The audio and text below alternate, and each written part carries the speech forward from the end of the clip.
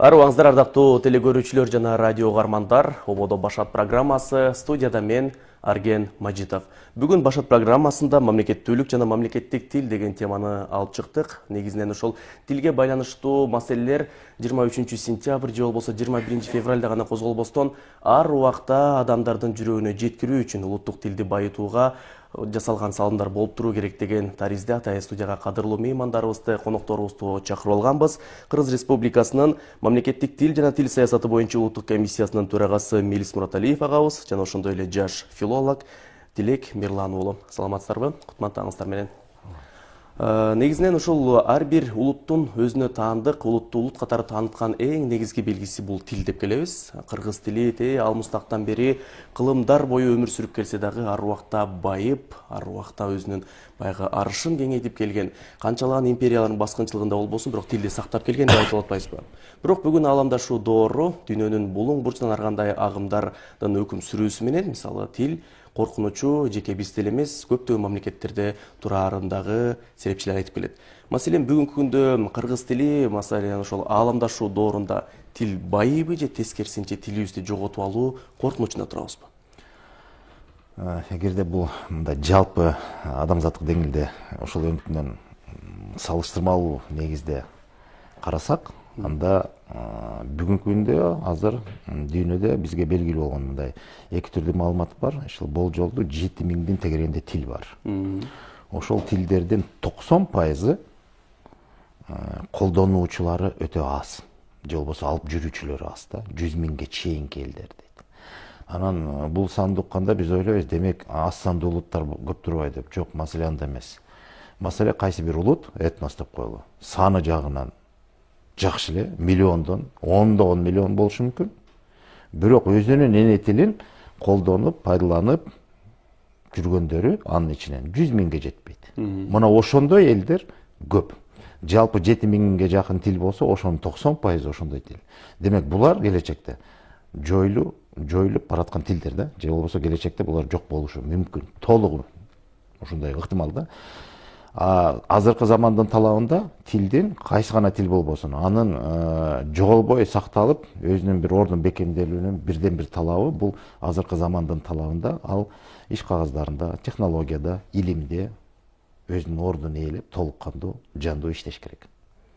Ушуга таянганда азыркы заман мына биз мамлекеттүүлүгүбүз бар эл катары кыргыз тили мамлекеттик тил макамын алгандан бери толук кандуулукка дагы эле жете албай атабыз.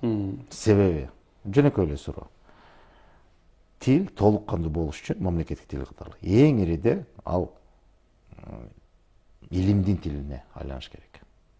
Илим менен билимдин тилине айлангандан кийин анан бардык тармактарында өзүнүн ордун ээлейт. Мисалы, мамлекеттик тил дегенде биз эмнени түшүнөбүз? Мамлекеттик тил демек бул мамлекеттин мыйзамдарынан баштап үй бүлөгө чейинки байланыштын куралы катары колдонулган тил деп эсептеш керек. Бүгүн бизде мыйзамдардан баштап, конституциядан баштасак, ошол өзүбүздүн мамлекеттик тилибиз толук кандуулукка жеттиби деген суроо. Мисалы, мыйзамдарда, жогорку кеңеште азыр мамлекеттик тил пайдаланып атат, колдонуп атат. Өзүңүз айткандай, мына жогорку кеңештин трибуналарынан мамлекеттик тилде көп нерселер талкууга алынып атат, сүйлөнүп атат. Туура, жакшы. Бирок дагы деле маселе бар. Мисалы, мыйзамдарды жазууда 90-80%дан 80ден 90%га чейин негизги мыйзам долбоору расмий тилде жазылат, анан кыргыз тилине которулат. Которулганда көп катачылык кетип атпайбы? Ал башка маселе. Маселенин өзү курал катары биздин мамлекеттик тилибиз колдонуп атабы? Түпкү мааниси ошондо. Эгерде биз мыйзамдарды биздин мамлекеттик тилде жазып, долбоорлорун, сунуштарын, пикирлерин, анан кийин зарылдыгы болсо башка тилге которсок, бул туура саясат болот. Бизге тилекке каршы дагы деле андай эмес. Суроо, эмне үчүн? Эмне үчүн биринчи расмий тилде мыйзам долбоорлор даярдалат? Себеби юриспруденцияда, илимде кыргыз тилинин орду жок. Ошон үчүн мен айтып атканым эң оолу илим менен билимдин тилине айланыш керек. Дагы бир кызык нерсени айтайын. Мына биз мамлекеттик тилдин макамын талап кылып атабыз, тил билүү деңгээлдерин иштеп чыгып атабыз. Кыргыз тест мекемебиз бар, мамлекеттик муниципалдык кызматкерлер ошондон тесттен өтүп өзүнүн билим деңгээлин, тил билүү деңгээлин аныктап, ошонун негизинде мамлекеттик кызматка алынат же алынбайт деген нерселерди биз тартип эреже катары киргизип атабыз. Бирок мына биз улуттук комиссия мамлекеттик тил боюнча биз негизинен ошо мамлекеттик муниципалдык кызматкерлердин арасында ошо мамлекеттик тилдин саясатын жүргүзөбүз. Орду, анын бышыкталышы, бекемделиши, өркүндөтүлүшү. Мамлекеттик кызматкерлердин дагы деле бир далайы биздин мамлекеттик тилди өздөштүрө элек. Бул маселе бар. Эмнеден улам болуп атат? Мисалы, жаңы келген мамлекеттик кызматка, жаңы келген мына окуу жайды кече бүгүн бүтүп, анан жаңы кызматка дайындалган, мындай бизде мындай шылтоо бар болчу. Биз эми советтик адамдар илгери кыргыз тилин окуган эмеспиз, үйрөнгөн эмеспиз, анан ошон үчүн бизге кыйын деп улуумун ошентип, жүйөлөрүн келтирип, анан мындай бир аларга мындай кечиримдүүлүк менен мамиле кылып келди. Макул, эми шашпай өздөштүрөбүз. Мына кече бүгүн бүтүрүп, мамлекеттик кызматка келип, диплому бар, билими бар, мыкты адистер бар, мамлекеттик тилди билбейт. Эгемендүү Кыргызстандын билим берүү системасындан билимге толуп, адис болуп, анан мамлекеттик тилди билбейт. Билим берүү тармагы менен биз тыгыз иштеп атабыз, аябай. Анан карап көрсөк, бир нерсе бар. Көп эле нерсе бар. Мен бир эле нерсени айтайын. Билим берүү баскычтарында бала бакча, мектеп, жогорку окуу жайы. Негизги 3 баскычты айтайынчы. Ошондо мына 3 баскыч бири-бири менен байланышы жок. Азыр биз мектепке басым кылып, мамлекеттик тилди күчөтөбүз. Мына жакында эле мыйзам кирдиби? Бир ченем укуктук кол коюлду. 5-6 класстан көчүрүү экзамендерин күчөтөбүз мамлекеттик тил боюнча. Кыргыз тилин күчөтүп атабыз. Мектепти болушуча күчөтүп атабыз. Бирок мамлекеттик кызматка адам каяктан келет? Мектептен келбейт да. Ал жогорку окуу жайдан келет. А жогорку окуу жайларда бизде эмне болуп атат? Окутуунун тили дагы деле эгемен Кыргызстандын көз карандысыз мамлекетте жогорку окуу жайларда окутуунун тили 80%га жакын. Мен болжолдо айтып атам. Мүмкүн андан азыраактыр, мүмкүн көбүрөөктүр. Орто эсеп менен 80%-ын тегерегинде окутуунун тили расмий тилде жүргүзүлөт. Анан ошол билимди алып, толуп, кесиптин ээси болуп, дипломун алып, мыкты адис, мыкты кызматкер болуш мүмкүн, сөз жок. Бирок мамлекеттик тилди өздөштүргөн жок да. Себеби ошол алган билими, ошол кесипти мамлекеттик тилде аны жүргүзө албайт. Анын билимин алган жок, тажрыйбасын топтогон жок. Иш кагаздарды мамлекеттик тилде жүргүзө албайт ал. Экономист болобу, финансист болобу, юрист болобу, мына жана мыйзамдар жөнүндө айттык. Мына юристте, юриспруденцияда бизде окутуунун тили негизинен расмий тилде. Бардык терминдерден баштап негизги түшүнүк катары. Анан алардан кантип мамлекеттик тилдин билүү деңгээлин талап кылабыз, анан качан окутабыз аны? Окууну бүтүп мамлекеттик кызматка орношкондон кийин анан буларды окутабыз дейт. Мына азыр бизге ушундай талаптар коюлат. Анда мамлекет окутсун дейт, мамлекеттик тилди билбесе. Билим берүү системасы турат. Кезинде, убагында, учурунда окутуунун мүмкүнчүлүгү болгон учурда, жаш кураана жараша. Анан ошондо ал маселени карабай, бүтүп мамлекеттик кызматка орношкондон кийин анан өкмөт дагы каражат берип, аларды дагы бекер окутуш керек деген маселе. Кандай карайсыз өзү? Бул туура эмес саясат. Туура. Мелиса агай, баягы коомчулукта марва кайчы пикирлер айтылат эмеспи? Маселен ошол кыргыз тилди өркүндөтөлү дегенде дагы ага айтылган пикирлердин көпчүлүгүндө мисалы дүйнөлүк тилди, илим билимдин тилинен биз чектебешибиз керек. Кыргыз тилинде баягы котормолор жана башка нерселер аз болгонуна байланыштуу биз милдеттүү түрдө башка тилди үйрөнгөнгө мажбур болуп атабыз дегендер да бар. Мисалы медицина деле бар. Медицина бар. Сиз айтып өткөндөй илимий жаттан, башка жаттан карасак, анан биз 33-34 жыл болуп калды мисалы. Мен дагы бир пикир айтайынбы? Бизде дүйнөлүк тил, эл аралык тил деген түшүнүккө көбүрөөк байланабыз да, ал биз үчүн бир чоң өрнөк үлгү, анан болду ошого байланабыз. Мунун өзү дагы адашуу деп эсептейм. Мисалы, дүйнөлүк тил деп эсептелген бүгүнкү англис тилин айталы. Эмне үчүн ал дүйнөлүк тил? Анын себеби эмнеде? Анын ошол макамга жеткенинин тарыхый жолу кандай? Билебизби? Анан ошону өрнөк тутуп, ошого байланып, аны менен эсептешкен бүгүнкү кыргыз биз кимбиз деген суроону талдайлычы. Англис тили кантип дүйнөлүк тилге айланды? Жөнөкөй эле суроо. Англис тили колониялык саясаттын жүрүшү менен дүйнөнүн 5тен 1 бөлүгүн багынтып, адамзаттын тарыхында эң чоң ири империя катары турат тарыхында. Ал ошол кургактыктын 5тен 1 бөлүгүн 22%-ын багынтып алган 19-жылында Британия. Ошол 22% кургактыкта эмне деген элдер, мамлекеттер, эмне деген улуттар, этностор жашайт. Ошолор менен өз каалоосу менен ошого бириктиби Британияга. Өз каалоосу менен англис тилин үйрөнүштүбү? Жок, бул колониялык саясат. Үстөмдүк тургузуп, башка көзгө соккулап, жөнөкөйлөтүп айтканда, таанытып, таңуулап аларга мына ушунда гана сүйлөйсүң деп анан аларды башкарганда да өзүнүн тили менен башкарат да, тигилер аларга эме мындайча айтканда кул болду да, алар милдеттүү түрдө мындай эрки жок да, алар багынат алар. Анан аларга таңуулап отуруп өзүнүн тилин казыктык каккандай кадап салгандагы ошонун үстөмдүгү таасири бүгүнкү чейин анан дүйнөлүк тил, эми дүйнөнүн баланча жерин бүт мамлекеттеринде ушул тил турат дегенде, бул деген мындай өз ыктыяры менен, өз каалоосу менен өз эне тилин чанып тиги тилге байланган эмес, бул колониалдык саясат. Анан ошону өрнөк тутуп бүгүнкү кыргыз биз англис тилин ушундай тутушубуз керек деген сөз, демек өз ыктыярыбыз менен колониалдык саясатты колдоп биз ошого ыктап атабыз, биз ошолорго багыналы деген ниеттин бир көрсөткүчү, көрүнүшү катары мен баамдайм. Бул менин пикирим. Мен бир нерсени айтып коеюн. Туура бүгүнкү илим жаатында англис тили биринчи орунда басымдуулук кылат. Ооба. Бардык билим, илим, маалымат булагы англис тилде. Ооба. Андан биз эчтеке кыла албайбыз, эсептешебиз. Бирок туу тутпашыбыз керек. Ушуну ойлонолучу. Мисалы, өз эне тилибизде биз илимди жүргүзө албайбызбы? Кытайда айталы. Кытайдын саясаты. Мына Кытайдын тил саясаты. Кытайда эл аралык терминдерди расмий иш кагаздарда колдонулбайт. Түшүнүп атасызбы? Биз мисалы медицинага келебизби, юриспруденцияга келебизби, көп түшүнүктөрдү биз термин катары пайдаланабыз да. Бул эми ошол жактан бери айтылат. Алар башы оорубайт Кытай. Жок, алар өз тилине которот да, ошол түшүнүктү кабылдайт дагы, өзүнүн элине сиңирет дагы, өз тилинде пайдаланат. Бүгүн Кытайга барып сиз англис тили менен аяктан жашай албайсыз. Күн көрө албайсыз. Англис тилинде Кытай жергесинде, Кытай жергиликтүү элине кайрылып, бийлигинеби, кызмат көрсөтүү мекемелерине кимисине болбосун, турист катары колуңузда акча, жүгүрүштө акча көтөрүп, мен акчам бар, мен туристмин деп англис тилинде сүйлөп, мени тейле десең дагы карабайт. Алар муктаж эмес ага. Сага керекпи? Кытайча сүйлө дейт. Мына саясат. Мына бул эгемендик, мына өз алдан чалуулук. Бирөөнө байланбай, өзүнүн эрки менен өзүнүн өнүгүү жолун табуу деген сөз ошол да.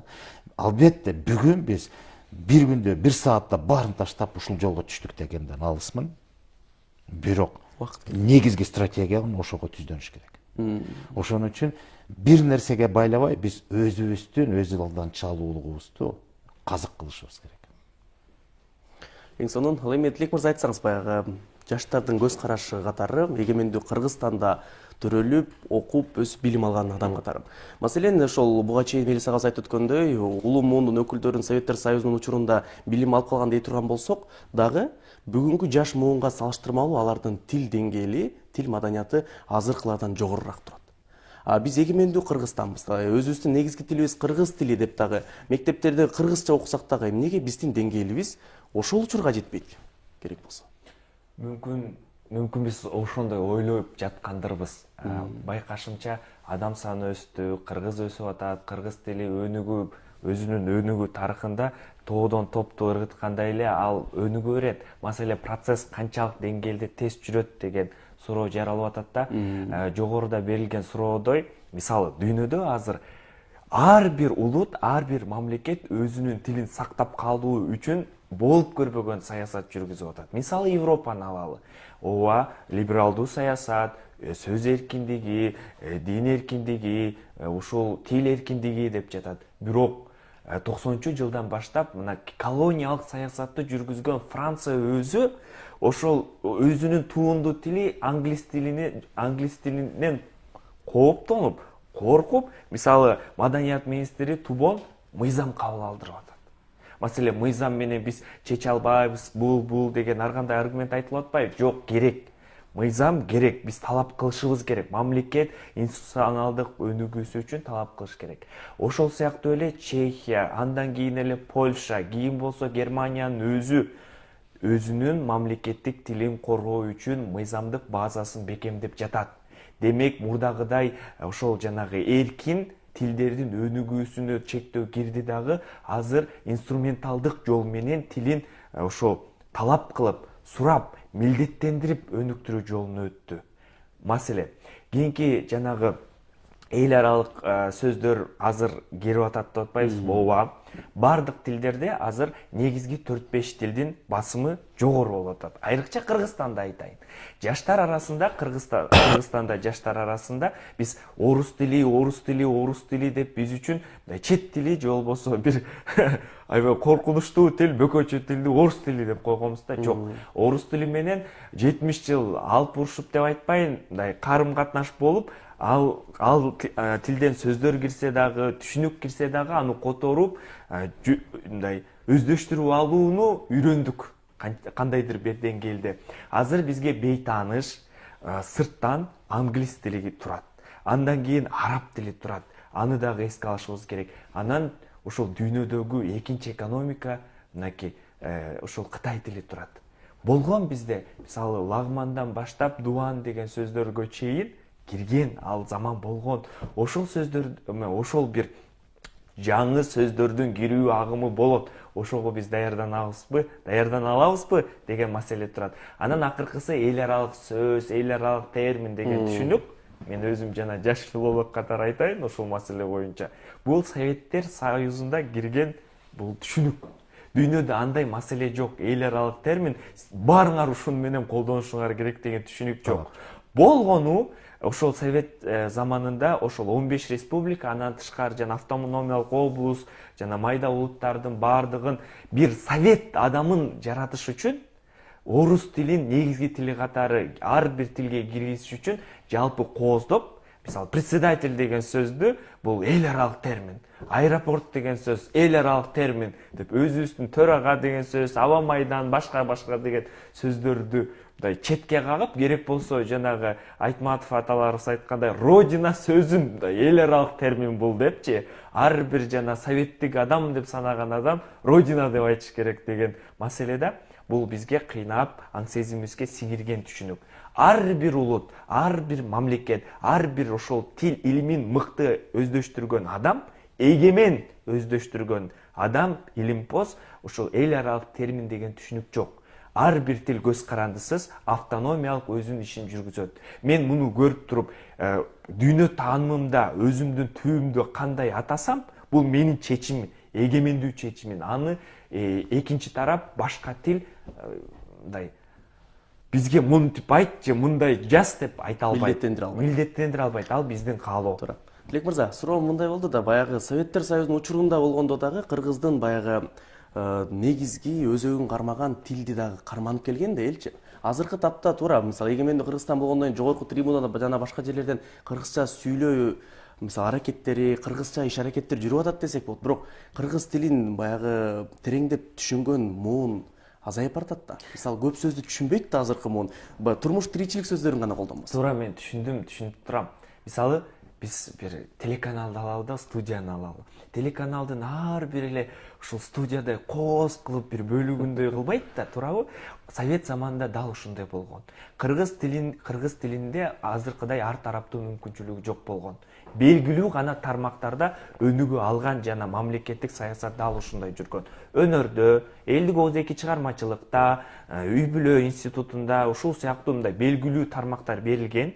Ошол жакта гана өнүктүрүү деген мындай чектөө коюлган. Саясатта, көрнөктө, жарнамада, көчөдө, окуу жайда, чогулушта, ажоосу баштап, кочосу коштоп ошол мамлекеттик тилде же болбосо кыргыз тилинде сүйлөө деген мындай муктаждык да талап да болгон эмес. Азыр эгемендик алгандан кийин баардык тармакка бир маалда ошол замат киргендиктен мындай текше эле мындай өнүгүп кете албайт да. Ар бир тилдин өнүгүү тарыхында жай-жайдан, аз-аздан жетип барып отурган кезибиз. Ошондуктан жанагы сөз өнөрү, элдик оозеки чыгармачылык өнүгүп жаткан доорду Совет заманында абдан өнүктү деген бул туура эмесирээк түшүнүк. Анткени ошону мындай жанагы витрина катары ой ушундай деп көрсөткөнү менен биздин эң негизги мыйзамдын тили боло алган эмес, саясаттын тили боло алган эмес. Көп негизги биздин жанагы илим, билим тармагына жолой алган эмес, технологиялык маселелергечи. Ошондуктан азыр ал тармакка кирип атат, өнүгүп атат, баратат. Мисалы, Орусия империясында 17-16 кылымдарда орусча сүйлөсө, орусча жазса, мындай шылдыңдашчу сөздүн Ломоносовдун убагында шылдыңдашчу французча, латынча, грекче, немисче сүйлөмөйүнчө ал адам мындай ылдый таптын адамы деп баалачу. Дал ушундай эле доорду мисалы Корея башынан өткөн ошол Жапониянын оккупациясы учурунда же ошол эле Кытайдын баскынчылык саясатынын учурунда Кореядагы ушундай корей тилинде сүйлөгөн адамдар бул ылдый таптын адамы деп баалап, ал мындай жана маданий элдик ооз-эки чыгармачылыгын өнүктүрө бер, бирок сен бул жакка кирбе. Бул жак сенин тилиңде эмес деп. Айтор мындай саясат болгон. Биз да баштан кечирдик. Баштан кечирген. Ооба, бул болгону биздин азыр өнүгүү тарыхыбыз, баратабыз. Ар кандай саясаттын төрү жүрүп атат. Буйрса өнүгөбүз деп ойлойм. Жакшы, ал эми баягы тил үчүн өмүрүн арнап кыргыз тилинин өнүгүшүнө салым кошкон бир нече инсандар бар десек болот. Алардын катарында ошол Кусейин Карасаев атабызды айтсак болот. Ал киши ушул 91 жаш курагында Кыргыз радиосуна берген маеги бар экен. Ошол тилдердин өнүгүү этабы өзгөчө кыргыз тили тууралуу кайрылуусу. Анда эмесе ошол Кыргыз радиосунун алтын фондунан алынган үнгө кезек берсек.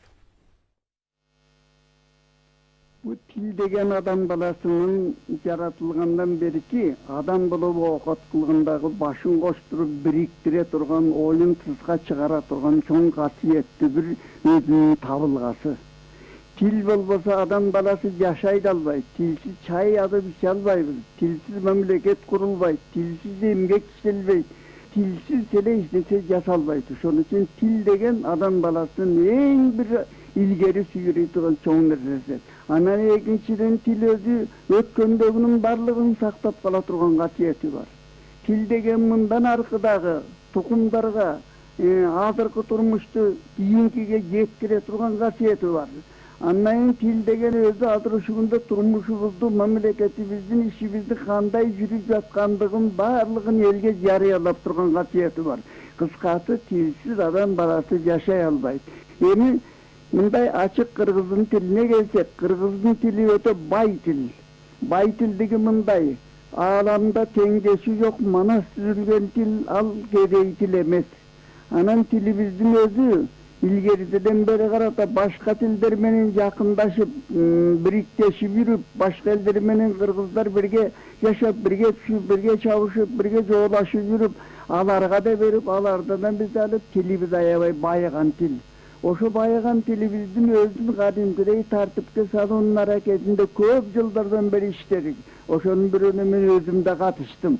Ошентип сөздүктөрүн да түздүк, анын акыл сөздөрүн да чыгардык, анын макала каптарын да жыйнап койдум. Ошентип кыргыздын тили элибиздин байлыгы. Бул мамлекеттин тили болуу деген эмне? Мамлекеттин тили болуу чоң окууга ээ болуу, өзүнчө аябаган, элдин бир мындай башын бириктире турган, жана элдин ой пикиринин барган тышка чыгара турган только тил. Ошол тилдин өзүн кадырлашыбыз керек. Кадырлаган эмне? Аны кадимкидей таза сүйлөп, таза жазып, анан кийин аны эл ичине жазган нерселерибиздин баары жакшыракай сүйлөм менен чар жайыт, ана мынаны кошпостон жакшыракай сүйлөм менен үйрөтүшүбүз керек. Урматтуу телегөрүүчүлөр жана радио угармандар, сиздер Кыргыз радиосунун 1992 жылы алтын фондго жазылып алынган Кусейин Карасаевдин үнүн уктуңуздар. Ал эми Мелисага айтсаңыз, баягы Кусейин аганын айткан кебинде, мисалы дүйнөдө эң бай тил кыргыз тили деп айтуудан биз уялбашыбыз керек, тартынбашыбыз керек деп жатат да. Анткени дүйнөдө теңдеши жок эң чоң эпосты, манасты жараткан элдин тили эң бай тилдердин катарына кирет деп. Ошон менен катар баягы тилдин байышына ар кандай доор болду. Коңшулаш тектеш элдердин биздин тилибиз аларга сиңсе, алардын тили бизге сиңсе да, бул биздин тилибиздин байыгандыгынан дагы кабар берет деп айткан бар. Ооба. Эми жалпысынан ошол тил жаатынан алып караганда тилдин байышы сөздүн көптүгү менен дагы бир эсе ченесе, экинчи жагынан ошол ар бир тилдин өзүнүн төл сөздөрүндө түшүнүк катары жашоо тажрыйбасынан улам келген ошол түшүнүктөрдүн канчалык деңгээлде жашоону таанытууга, жашоодон сабак алган далилдеп, аныктап, ошол жагынан тажрыйбасы көп болсо, сөз аркылуу, анда бул дагы бай болот деп эсептелет да. Мен айтайын дегеним, ооба, бай деп айтабызбы, айтпайбызбы? Мисалы, кызык нерсе бар да, ошол жагынан талаштар аябай көп жүрүп атат. Мисалы, кайсы бир тилде бир канча миллиондон ашык сөз бар дейт. Мисалы, англис тили Оксфорддун сөздүгүндө, Жегимдин сөздүгүндө азыр эсимден чыгып кетип атат, 500 миң сөз бар деп айтылат. Орустардын даль деген сөздүгүндө 200 миң сөз бар дейт, мисалы. Анык орус тилинин сөзү. Деген сыяктуу ушундай нерселер бар. Анан албетте ошонун баары эле таза өзүнүн төл сөздөрү эмес. Мисалы, англис тили дүйнөлүк тил дегенибизден 500 миң сөзү бар деп атабыз, 1,5 миллион сөз. Бирок ошонун бир 10% эле гана англосакстардын өзүнө таандык болгон же бриттердин тилинен алынбаса, калганы бүт орток сөздөр да. Ошол эле латын, ошол эле грек, ошол эле француз, башка бир тилдерден техникалык сөздөр, түшүнүктөр, терминдер кошуп, анан бул биздин англис тилибизди байытып, коркпой, үркпөй өзүнүн тилине кошуп атат. Орустардын 200 миң сөзү бар дейт, даль сөздүгүндө. Ошол 200 миң сөздүн ичинен мен таң калганым 22 миң гана сөз учурунда Пушкин өзүнүн чыгармачылыгында колдонгон экен. Нукура славян сөздөрү. Азыркы окумуштуулар ошо Пушкин өзүнүн чыгармачылыгында колдонгон 22 миң сөздөн тышкары дагы 200 миң деген чоң казынадан издеп атып, ошо байыркы славян сөзүнө таандык болгон дагы 2 миңди кошто да 24 миң гана сөзү бар экен орустардын, славяндардын тилине. Калганы бүт орток тилдер, сөздөр. Бир 30%дан кем эмес, бир 30-40%ын тегерегинде бул түрк тилдүү элдердин сөздөрүн кабыл алышкан. Бирок айтпайт алар. Бул башка тил. Бул орустун сөзү деп эле бизге кайра кайтарып атпайбы? Ошол эле туман, арык деген сөздөр. Кайра бизге кайтарат орустун сөзү депчи. Анан биз ошого ишенген, биз да кызыкпыз да. Мисалы, биздин сөздүктү карасак, ошол эле Карасаев сөз түзгөн. Ага чейин Юдахин сөздүктө. Мына бизде ушунда да бир чоң маселе бар. Бул тилчилерге кайрыла турган маселе. Ошол сөздөрдү карасак, мен ошо тилчилер менен көбүрөөк мындай тамаша болсо да талашам да. Сөздөрдүн этимологиясына карасам, жазылып турат дагы, анан бир 30% араб тилинен келген сөз дейбиз. Ушул суроону берейин деп. 30% бир фарси, перс тилинен келген. Анан дагы бир канча бөлүгү бул түрк сөздөрдү коебуз. Биз кыргызбыз да, анан бул түрктүн сөзү деп койгонбуз. Анан менде мындай суроо туулат да, бир 10-15%ын тегерегинде кыргыздын өзүнүн сөзү бар экен. Анан да жөнөкөй сөз. Баягы жаныбарлардын, мал жанаттын аталышы моңгол тилинен келген деп суройбуз. Ошо монголу да бар, ошо түрк моңгол деп ойлоп тилдер. Анан мен ойлойм да, анда биз эмне, биздин ата-бабалар дудук беле. Сөз жарата албай. Башка элдердин сөзүн алып өздөштүрүп, анан анын тили менен анан өзүнүн тил курадыбы деп. Андай болгон эмес. Бул Советтер Союзунун саясаты болгон. Советтер Союзунда бизге окшогон башка элдер орус элинен улуу болбош керек. Алардын тарыхы да, маданияты бардык жагынан ал орустан өйдө турбаш керек. Орустан өткөн улуу эл болбош керек деген бул дагы бир эсе колониалдык саясаттын таасири менен башка элдерди кадимкиде басынткан. Муну биз билебиз. Мен өз жон теримден өткөн, мен өзүмдүн мына балалык кезим ошо 80-жылдарда ошондон эле көргөн нерсемди айтсам жетиштүү болот да. Колониалдык саясаттын көрүнүштөрү. Маселе ошол биздин тилибиз да жок, жазуубуз да жок, маданиятыбыз да жок, сабатыбыз да жок. Биз бир байкуш бир жапай эл болгонбуз деп бизди таанытып, өзүбүзгө ошону таңуулап, ошол түшүнүктү анан калыптап койгон. Анан бир нече муун тарбияларын өстү да. Бул түшүнүктөрдү кабыл албагандар 38-жылы атылды. Андан мурун 20-жылдары башталган, 38-жылга чейин кырып бүтүп түштү. Баш көтөргөн баарын. Андан кийин согуш бир далайын алып кетти, анча-мынча эр жүрөктүүлөрдүн баарын. Андан кийинки муундардан мурункуларды көрүп, бир эсе коркуп, бир эсе койчу аман калалы деп отуруп, баягы аман калуунун жолу деп туруп, анан эмне болсо да ошо саясатка баш ийебиз деп жүрүп отуруп, согуштан кийинки аралыкта биз алардын биздин башыбызга кийизген калыбыбызга толук кандуу сыйып кеттик да, анан ошол менен жетеленме болуп калдык. Эгемендикти алган күндө дагы биз Москваны күтүп тура албадыкпы, эмне кылабыз? Москвада ошондой экен, биз ошондой жасайлы. Дүйнөдө тигине экен, биз ушуну жасайлы. Эмне үчүн Швейцарияны турадык, эмне үчүн Германия, эмне үчүн Венецианский комиссияны түздөнүп атабыз? Ошолор да ошондой экен. Өз алдынчалуулук деген түшүнүк өчүп калган. Биз бирөөнү туураганга көнүп калганбыз. Мына ошол аң сезим азыркыга чейин үстөмдүк тургузуп атат. Бар, дагы деле. Бизге байнашка чыккан угарманыбыз бар экен. Көпкө күтүрбөстөн кабыл алсак. Саламатсызбы? Кутмандуу күнүңүз менен. Сиз Башат программасындасыз. Бүгүнкү темага сурооңуз болсо берсеңиз болот. Ал эми ушу сөзүңүздү уласак, мисалы Советтер Союзунун маалында баягы милдеттендирип, алар өздөрүнүн тилин жайылтуунун баягы камын көргөн да. Бирок бүгүнкү күндө эгемендүү Кыргызстанда баягы сүйлөшүп отуруп калсак эле, сиз айтмакчы, баягы сөздүн түпкү теги, сөздүн башын баары тең баягы араб, перс тилдеринен келгендей таасир калтырууда да. Мисалы ошол сөздүн чечмеленисин карасак, бул мындай сөздү кыргызчалатып эле койгонбуз деген кептер көп айтылып атпайбы азыр коомдо? Бул муну кайра карап чыгуу керек. Себеби мен жанагы биз кыргыз тилин келечегине кам көргүбүз келсе, анда биз кыргыз тилин илимдин тилине айлантырыбыз керек деген сөздүн төркүнү кайра ошону ачып берейин. Бүгүнкү биздин азыркы совет доорунан мураска калган Илимдер академиясындагы кыргыз тили адабияты институтубуз бар болгон күндө дагы бул кыргыз тилинин илими эмес. Же болбосо илимдин кыргыз тили жок аякта. Ал советтик илим. Кыргыз тилинин же болбосо кыргыздын өзүнүн илимий жаатында өзүбүздүн тил өнүгүү саясатыбыз баштала элек. Биз кайра эле ошол Юдахин менен ошол беркилер кимдердин Советтер Союзунун калыптанган илим калыбынан чыкпай туруп, ошол тил мыйзамы да, орфографиясы да, орфоэпиясы да ошол бойдон кетип атат. Мисалы орфографияны айталы. Орустар өзүнүн район деген сөзүн ый менен о менен жазат. А бизге коён деген сөздү коёт, коюу, саюу, жаюу деген сөздү Йоттошкон тамганын эрежеси боюнча я, ю, ё менен жазгыла деп биздин тилди сындырып атпайбы? Биздин жазуубузду сындырып атпайбы? Анан ошону биздин кыргыз окумуштуулары ошону талашат бетке алып. Жок, ушинтип жазыш керек. Сайма сай дегендечи, сайма саюу дегенде биз с, а, анан ю тамгасын жазып туруп, анан уну кошуп коебуз, созулма үндү деп туруп. Биздин тил иштебей эле. Биздин кыргыз тили өзүнүн кыргыз илимин жолуна түшө элек дагы деле. Ушул сыяктуу мисалдар көп. Анан мисалы мен мына салыштырайын. Мына мамлекеттүүлүк жана мамлекеттик тил деп атабыз. Советтер Союзунда бул бир мамлекет деп эсептелинген. Республика дегенибиз менен бирок бир мамлекет болуп эсептелген. Бир борбор. Бир мамлекеттик тил бар, орус тили. Эмне үчүн Советтер Союзунда биз эмне эле таңылып атасың? Биз билбейбиз, биз кыйналабыз, өздөштүрүү кыйын. Жок, талап турат. Мамлекеттик кызматтасыңбы? Мамлекеттик тилди, демек орус тилин билишиң керек деп, ошого карата окуу жайларын баарын ошого түздөп отуруп, калыптады. Баарын. Ошону менен мамлекеттик тартип бир жөнгө салынды, система тургузулду, саясат өзүнүн менен иштеди. Бүгүн биз эгемен мамлекетпизби?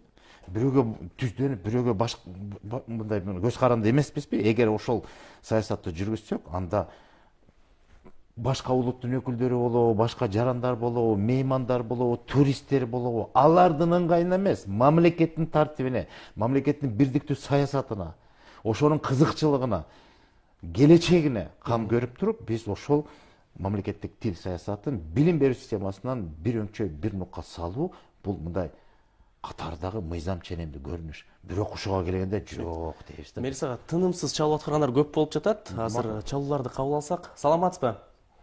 Сиз Башат программасындасыз. Сурооңузду берсеңиз болот. Десек, негедир техникалык себептерден улам чалууларды кабыл алууга бүгүн мүмкүн болбой жатат. Анан баягы улуу эл, байыркы эл тууралуу кеп болуп калбадыбы? Маселен, Тилек мырза айтсаңыз, кыргыз эли эң байыркы элдердин катарында тургандыгынан анын сөзүнөн эле байкаса болот. Анткени анын сөздөрү кыска болгон, эң биринчи сүйлөгөнгө ыңгайлуу болгон деп дагы айтылып келет эмеспи? Мисалы, турмуш тиричиликте колдонгон, адамдын өзүнүн мүчөлөрү жана башка нерсени кыска 2-3 таңбадан турган гана сөздөрдөн колдонуп келгенбиз го. Туура айтасыз. Буну ушул Мелис мырза дагы айтып жүрөт, баарыбызга жеткирип жүрөт. Ас, кел, көл, кел. Бизде айтор айта берсе сөз көп. Бирок бир нерсени айтып кетейин. Четтен келген сөздөрдөн биз терикпешибиз керек.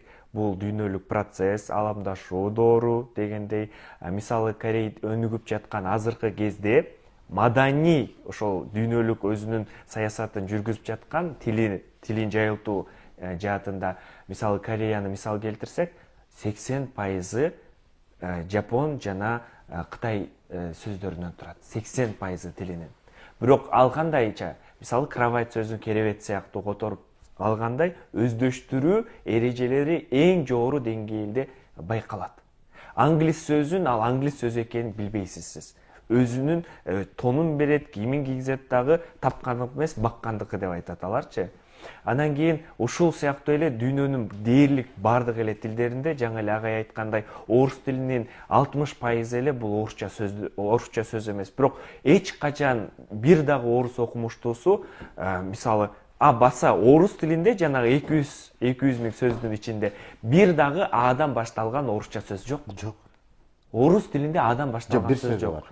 Азы деген сөз бар. Башка жок. Бирок алар каалаган сөздү айтыңыз, арбуздан баштап баардыгы биздин сөз, бул биздики, бизге сиңген сөз деп алар талашат.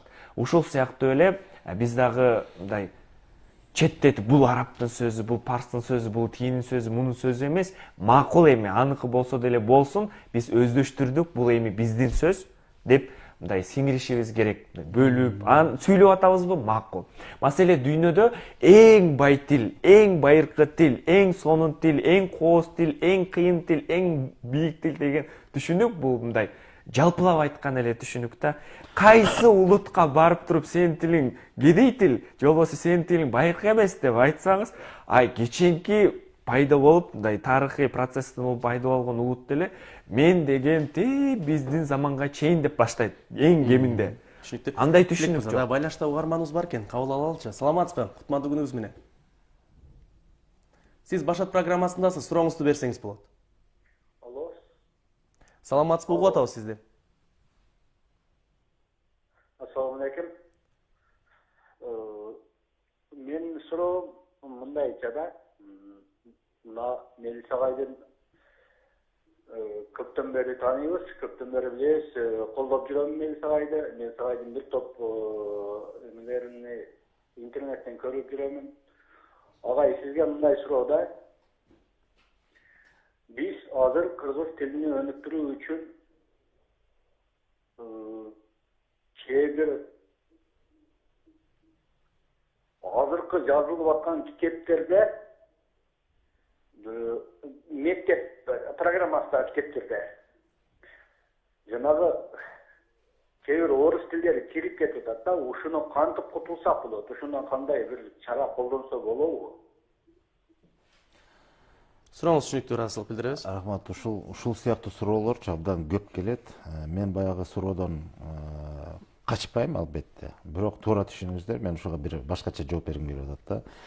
Биздин улуттук комиссияга абдан ушундай көп талаптар, суроолор, кайрылуулар келет да. Ушу билим берүүдө биягы мынтип калыптыр, тиягы мынтип калыптыр, биягы мынтип калыптыр. Анан силер кайда карап атасыздар? Комиссия эмне иш кылып атат деп. Анан мен мындай эми жөнөкөй мамлекеттик органдардын өзүнүн бир ирет тартиби, ишмердүүлүгүнөн бир аз кабар берип койгум келип атат да. Анан ошондон улам мындай ушул суроого жоопту менимче угарман өзү эле таба алат болуш керек да. Себеби мындай, билим берүү системасы жөнүндө сөз кылсак, бул мамлекеттик орган, албетте министрлик катары, бирок өзүнчө дагы бул мамлекеттеги бир тармак. Эң чоң тармак билим берүү. Себеби бунун курамында бул институционалдык түзүмү бар тармак. Министрлик бар. Анын алдында билим берүү академиясы бар. Андан сырткары билимкөйлүктү көтөрүү, же болбосо кайра даярдоо, кесипкөйлүктү жогорулатуу боюнча институттар бар. Бир кадимкидей кызматкерлер менен. Андан тышкары баягы деңгели боюнча бала бакча деген өзүнчө түшүнүк бар. Мектеп деген өзүнчө түшүнүк бар. Кесиптик окуу жай деген бар. Жогорку окуу жай деген түшүнүктөр. Ушунун баары тутуму келип туруп бир бүтүндүктү түзөт. Анан мен жөнөкөй эле мисал айтайын. 1000ден ашык бала бакча бар. 2400 мектеби бар. Бир 60га жакын жогорку окуу жайлары бар. Жеке менчик деген сөз. Бирок баарын тескейт да. Билим берүү академиясы, институту менен жана башка деген. Ушундай түздөн түз билим берүүгө тиешеси болгон адис кызматкер, окутуучу, мугалим, методист жана башкасы менен бар болуп туруп, эгер алар ошондой жана чекилик кетирип, ката кетирип туура эмес болуп атса, анда суроо. Штатында 22 адамы бар улуттук комиссия, 22 адам. Биз 1000 деген эмес, 100 000 деген армиясы бар. Билим берүү системасынын кемчилигин 22 адам оңдой алабы? Ошол 22 адамдын ичинен дагы бир канчасы тилге тиешеси жок адамдар. Эми улуттук комиссияда юрист деген бар, түшүнүп атасыздар да? Бухгалтер деген түшүнүк бар. Алар тилдин иши жок. Уюштуруу иштери деген бар. Мисалы, мамлекеттик сатып алуу кызматкери бар. Эми ал түшүнүп атасыздар, Анан мен качпай элемин. Анан улуттук комиссиянын негизги ишмердүүлөгү биз тил саясатын жүргүзөбүз.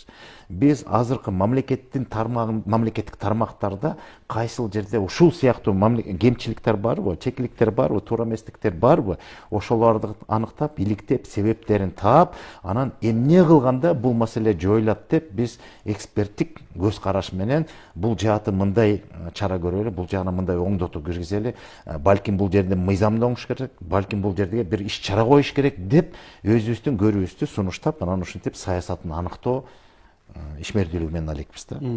Бирок түздөн түз ар бир китепти моя ката кетип калыптыр деп билим берүү министрлиги чыгарып аткан продукцияны биз анан текшерүүгө алсак, анда иш жылбайт. Түшүнүп атасыңарбы?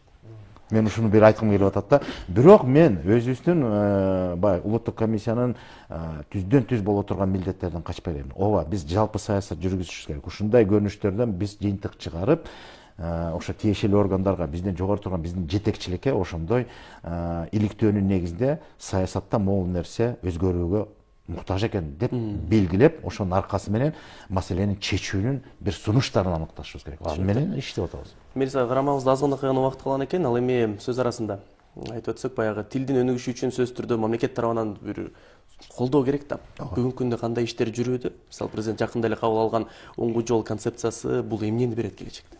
Оңгу жол деген бул концепция эмес, оңгу жол бул эгерде илимдин тили менен айтсак, бул доктрина деген документти түшүндүрөт. Биз ошол доктрина деген түшүнүктү дагы ошо нукура кыргыздын түшүнүгү менен деп, мында биз өз тилибизде атадык да, оңгу жол деп бир сөз менен.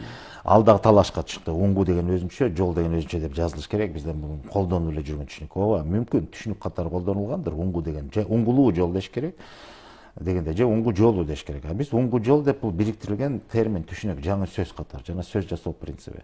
Мисалы, биз бүгүн кол чатыр деп, зонт деп, кол чатыр деп айтып атпайбызбы? Же көз айнек деп атабыз. Ошол сыяктуу. Бирок кайра эле тил жаатында ошол сөз жасоо принцибинде эгерде бир түшүнүк катары кабылданса, андан бир жазыш керек. Мисалы, көз айнек деп эки бөлөк жазып атпайбызбы? Бул да туура эмес да. Чогуу жазыш керек. Бул бир сөз, бир түшүнүк. Өз-өзүнчө бөлүп карасак, котормого келгенде, башка эл аралык мамилелерде ошол сөздү которууга келгенде, ал сөзмө сөз которот. Көз деген өзүнчө, айнек деген өзүнчө. Кол чатыр дегенде, кол өзүнчө, чатыр өзүнчө болуп калып атпайбы? Биз анычы бул бир түшүнүк катары кабылдаганбыз да, ошол сыяктуу ошондой түшүнбөстүк болсун деп оңгу жол дедик. Анан бул доктрина, бул идеологиялык багыт берүүчү бир документ да. Анан ал эмнеге керек? Эгерде муну эми кыска убакытта айтыш кыйын, бул оңгу жол деген кайсы мамлекет болбосун, кайсы заман доор болбосун, анын негизги стратегиялык мындай баш багытты аныктай турган көрүү жолу, өнүгүү жолу болуш керек. Бара турган жерибиз, тутунар туубуз, карманар өзөгүбүз эмне деген суроого жооп берчү ошондой бир доктринасы же идеологиясы болуш керек. Мына биз ошол оңгу жолдо улуттук дем, дүйнөлүк бийиктик деген аталышта оңгу жол болуп атат да.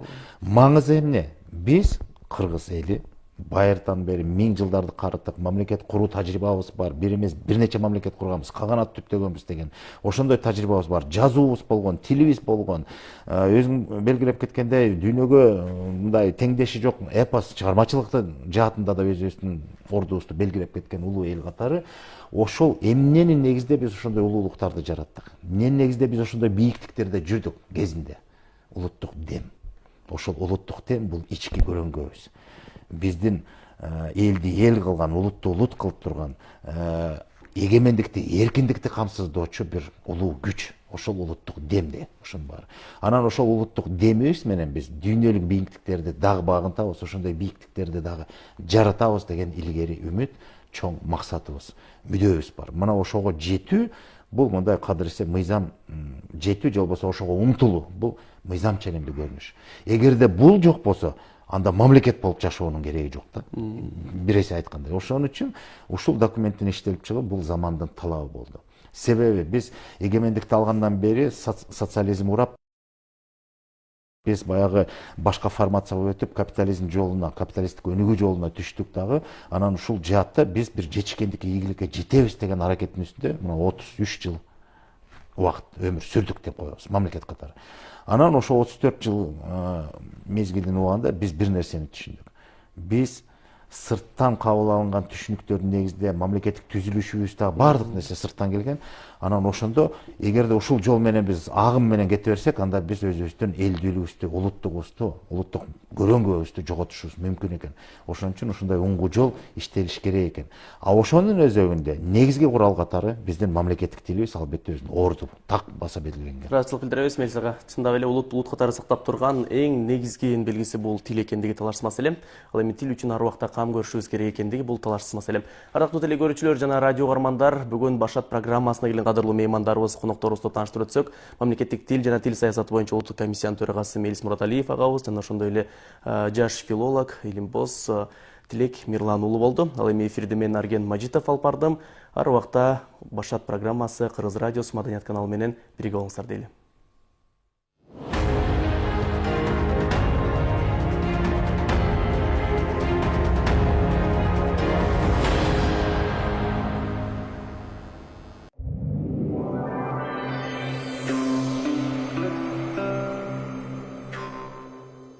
Кыргыз Республикасынын эл артисти, Даңк орденинин ээси, обончу, композитор, Кыргыз эстрадасынын саяпкери, легендарлуу Кыз Бурак тобунун түптөөчүсү, профессор Гүлшайыр